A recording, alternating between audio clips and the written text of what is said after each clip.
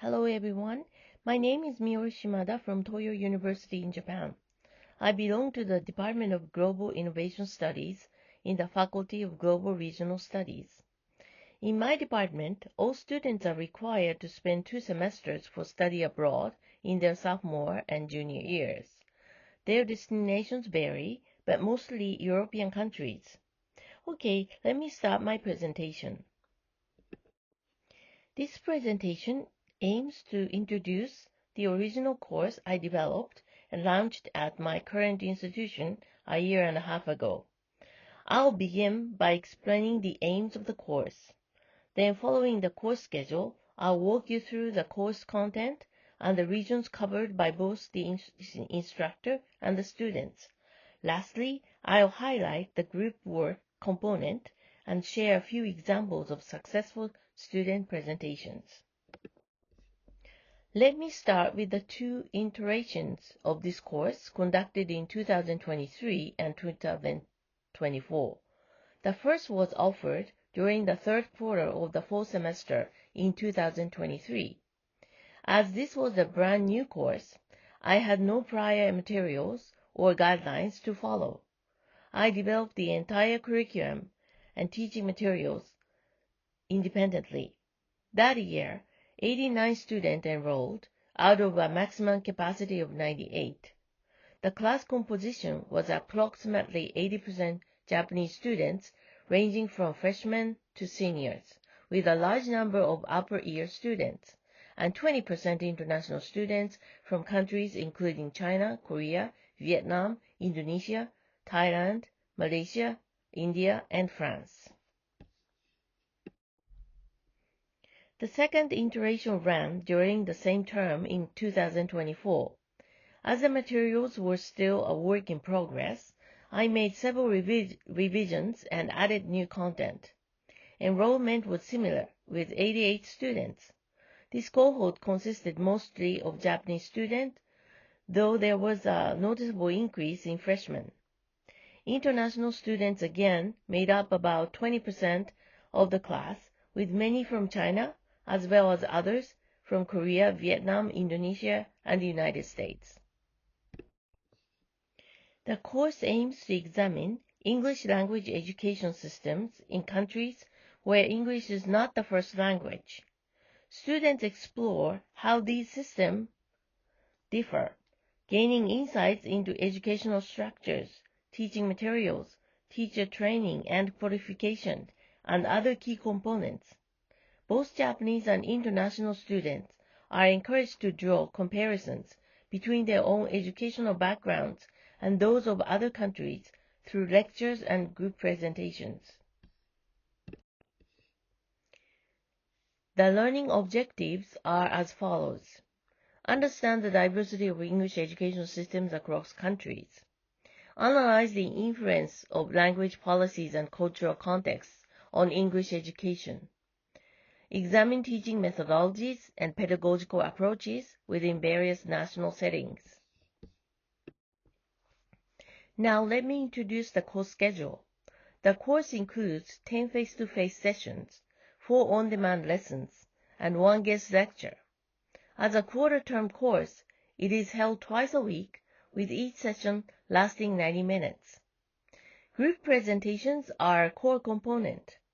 I dedicate 6 sessions to presentations, where 2 groups present per class. Each group presents for about 20 to 25 minutes, including peer evaluations. The remaining 45 minutes are used for my lecture. To ensure diversity without repetition, I cover Japan and other countries in Asia and Latin America. The guest speaker focuses on Middle Eastern countries, while students choose countries from Europe, Africa, or Eurasia. Here's how presentation days are structured. At the beginning of class, each group leader takes attendance. While one group sets up their PC and camera, the other groups complete a Google Form quiz. After the presentation, observers groups spend 5 minutes evaluating tasks. Presenters then quietly return to their seats and individually assess their own group members' contributions. These are the review quizzes given to observers groups. In 2024, I started using student assistants, SAs, to help manage the large class size. Their role was to facilitate discussion and monitor students' engagement. They also assisted in quiz development.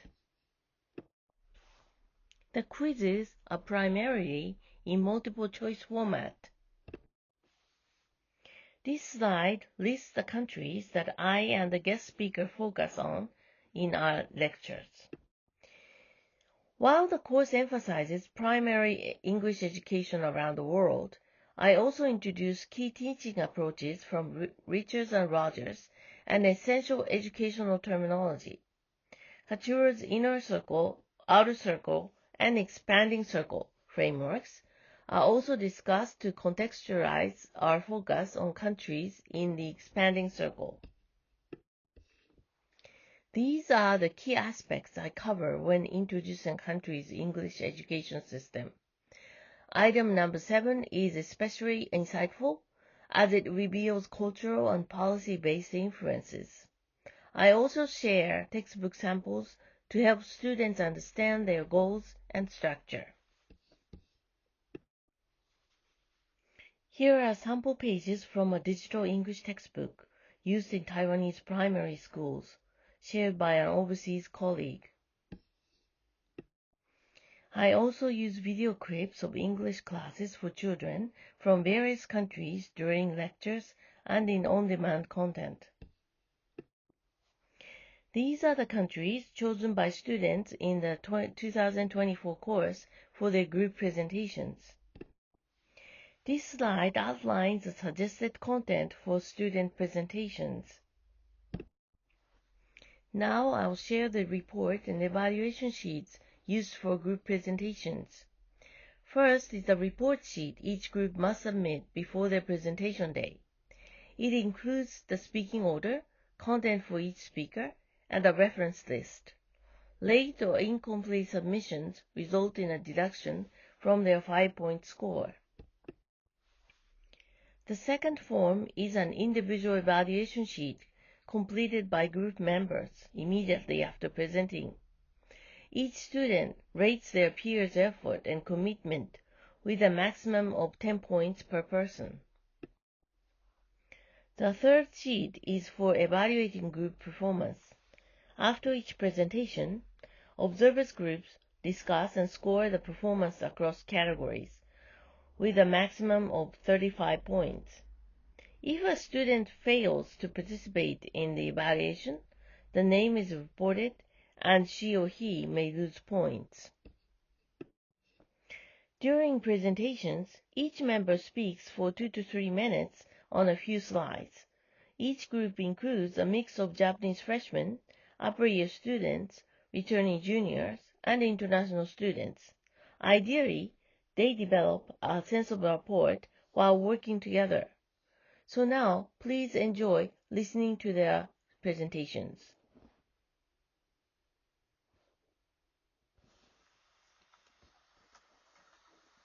So now we can see like the English level of Indonesia in the world, because like the EF English proficiency index showed that Indonesia ranked 32nd in a medium level of English proficiency. However, this level is dropped into 39th with a low level of English proficiency, and now it become more lower, dropped to 7th rank from 113 countries in the world.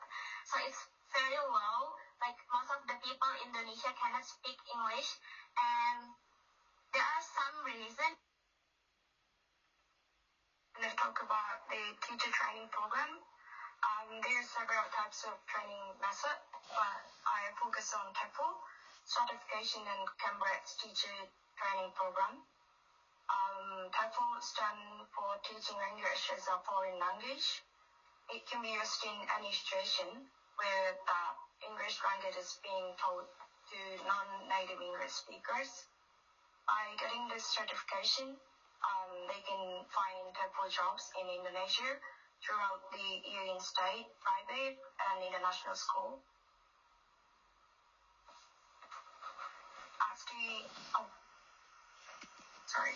As the contents of TEFL in Indonesia, firstly, knowing about the situation in Indonesia, and second, knowing about the subject, and thirdly, creating lessons, and finally, the training teaching practice by inviting Indonesian students.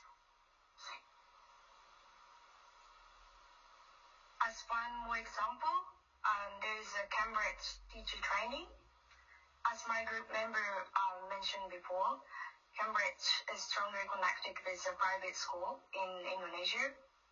An example of content is that understanding reflective and so on. They are offering the best possible development for teachers and school runners. So finally, we will end our presentation by showing the video. Good afternoon, everyone. We are group 8. Today, we will talk about Samoa, a special place in the middle of the big ocean. First, I'm Yajin from Korea, and I will introduce some basic things about Samoa, and then other group members will introduce the English primary education system in Samoa, and this is outline of our presentation.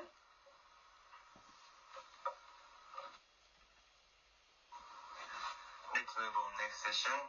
I talk about some problem related to Samoa English education.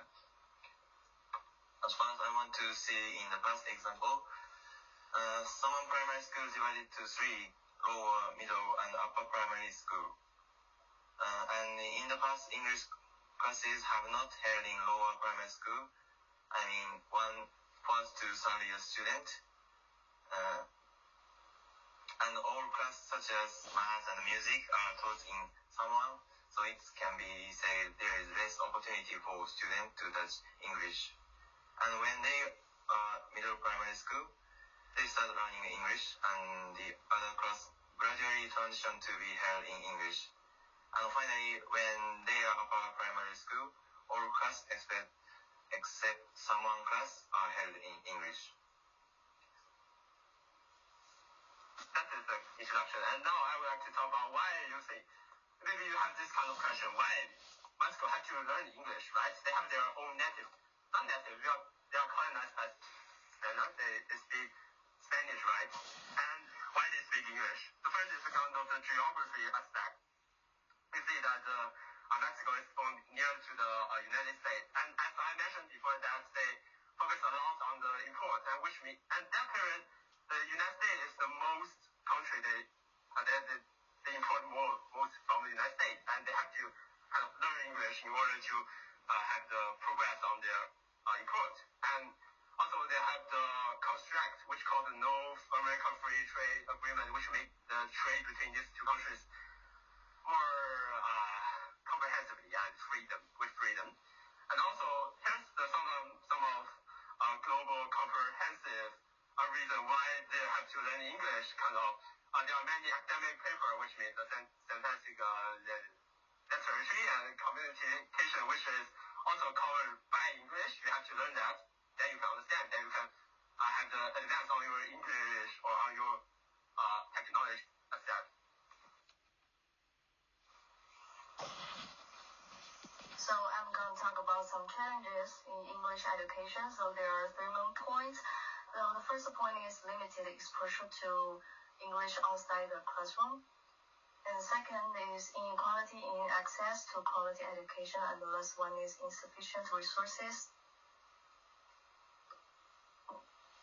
And for the first point, limited English atmosphere. So actually in Mexico, there are lack of immersive environments because there are less of English native speaker in the community. So that the Mexican cannot have so many interaction with the English native speaker. And also the second is less opportunities to use English because actually their native language is Spanish, so that they do not have so many chances to use English in the real life.